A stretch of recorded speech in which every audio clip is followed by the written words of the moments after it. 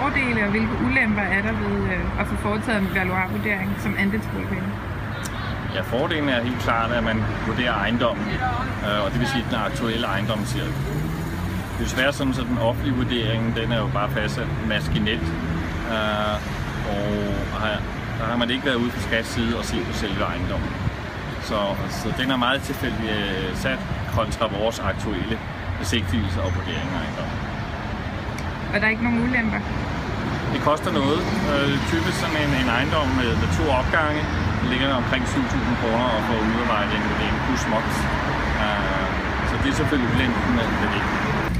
Hvad kigger man efter, når man er ude og vurdere en ejendom? Det, der er meget vigtigt, det er jo at se, hvor er vi henne i verden, beliggenheden.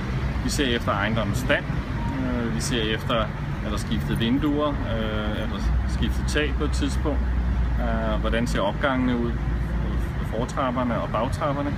Og så går vi jo ind og ser det byggetekniske. Vi er inde og se nogle lejligheder også. Se om der er nogle sætningsskader, om gulvene er skæve, er der nogle fugtproblemer og så fremdeles.